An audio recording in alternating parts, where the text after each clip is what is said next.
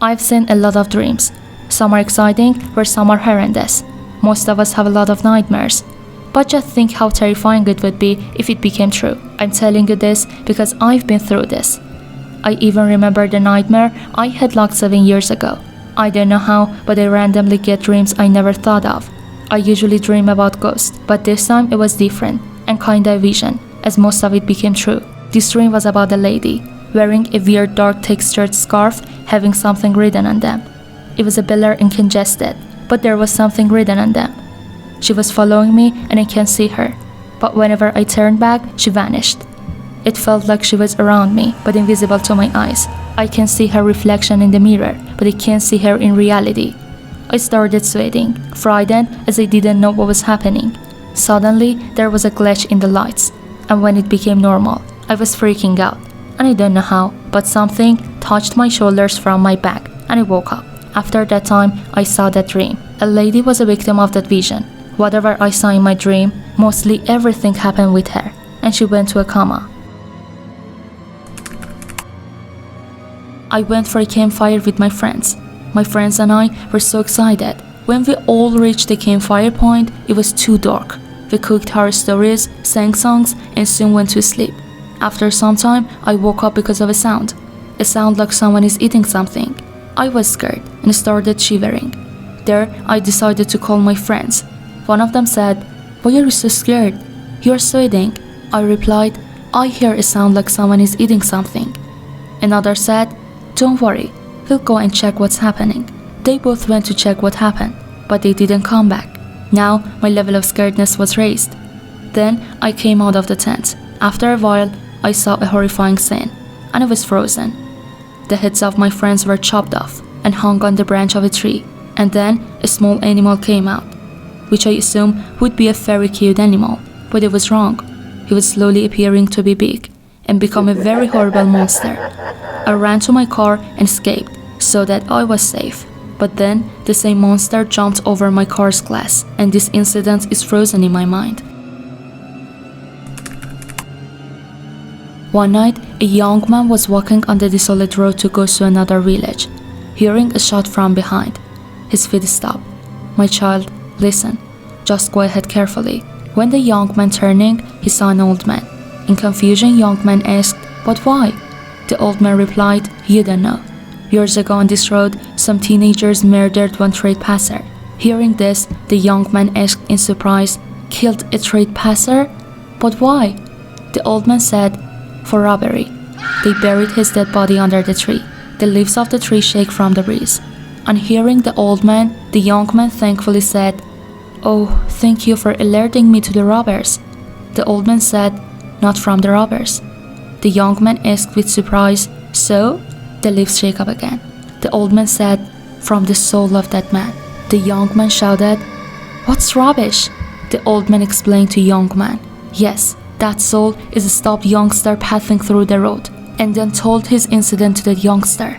The leaves are shaking. The young man thought something, and then asked, "No one talks about this." The old man said, "They don't know anything about this." "So, why are you talking about it?" The young man said, "So?" The old man said, "After talking about this incident, his soul kills the trespasser, and then buried his dead body under the tree." The leaves shake up again. "But why?" asked the young man. The old man said, "Because he assumes every young man is a murderer." Just a few seconds. The young man asked with great surprise, "Then, how do you know about all this?" Seeing a bitter smile on the old man's face. Now the young man's legs were shaking up. There was a girl named Leah. She was very lonely. She had no friends. She went to play in the playground, but there was always empty. One day, she was playing in the playground. She started to dig for some sand to make a sandcastle. While she was digging, she found a teddy bear. It was dirty, but it was so cute, so she took it home. Her mother and father were surprised to see Leah happy for the first time. She washed the teddy and named it B-Teddy. It means best teddy. One day, when Leah was playing with the teddy bear, her mother came and told sleep time. The next day, Leah was found dead, and there was a note next to her. "I'm killing your daughter as the teddy was mine, and I loved it." A few years passed. and now Leah became a ghost. Now she went inside the teddy and named it B Teddy. It means bloody teddy. She started to kill people who had lots of friends. She realized she was becoming more powerful, so she started killing more people. After she became more powerful, she thought of becoming the most powerful ghost. So she went to a doll maker's house. The doll maker sold it to a wealthy person. The kids found it so cute. Surprisingly, they named it B Teddy. But they had a big sister, she named it Bloody Teddy. She was always in ghost type of mood. The kids were scared of her. The sister got to know about the ghost in the teddy, but suddenly she became a ghost too. When I was in high school, I had a lot of these experiences. At the house my dad lived in that time, it was really old. There were plenty of times I'd be sitting in the living room and hear the cabinets opening and closing in the kitchen. It was just me and my dad lived there. Normally my dad worked 7 to 4, but occasionally worked a PM or overnight shift. One night he was working until 11. I was 17 at that time. Around 8, I'm sitting in my room playing with myself, and I think I hear footsteps coming from the living room, and soon my dad's home early. Go back to playing with myself. I keep hearing the steps, so I pause the game and listen. The footsteps are just slowly pacing back between the living room and the kitchen in a slow rhythm. I laid in bed. I counted the steps. About 2 years prior to this, out of nowhere my alarm clock would go off at midnight. I assumed it was busted and got rid of it. Fast forward 2 years, my mom gets another. Suddenly, alarm goes off at midnight. I thought nothing of it. I turned it off. Happened again the next night.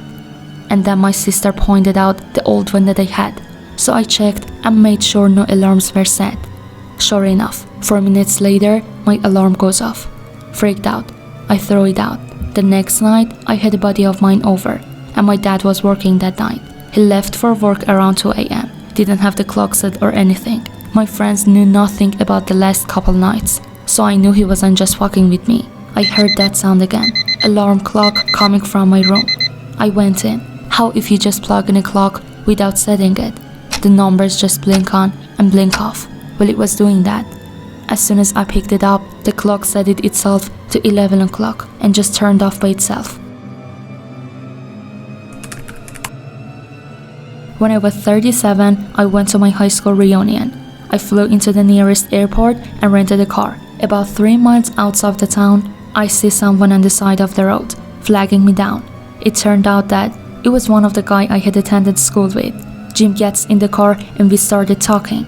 I hadn't seen him in 20 years, but he still looked the same. We get to the town and I ask him if he wants to come to the VMW and have a drink. He says no, just take me home. Jim's parents had lived only a few blocks from my grandmother's house, and I turned in that direction, but he said to take him to the outskirts of the town. There was a mobile home park out there, and I figured that is where he lived. When we reached the end of the turnoff, he said, just drop me here. It was good to see you. And he walks off into the night. Met some of my old friends. We start to talk. As we were talking about who is coming to the reunion, I mentioned that I had just picked him up 3 miles east of town and had dropped him off. Everyone gets quiet. Even the guy was singing, stop, and lays down the mic. My cousin goes white as a new t-shirt. Barb, Jim died on that curve 8 years ago. Rolled his car. We were all at his funeral. I was told. I started to feel really dizzy, and I went out to the car to take some deep breath. There on the seat is the local newspaper, printed 8 years previous, containing Jim's obituary. I still have the paper. I cannot believe this. He was a really good friend to me.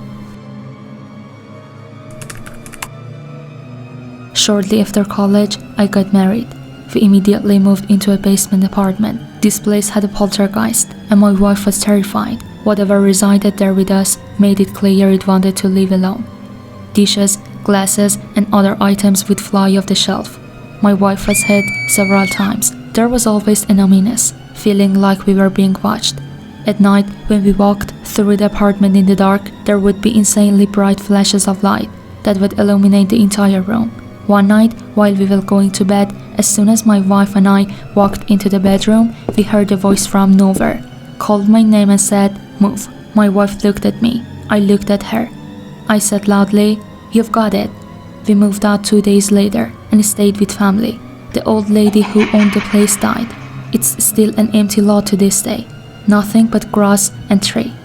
I cannot go there.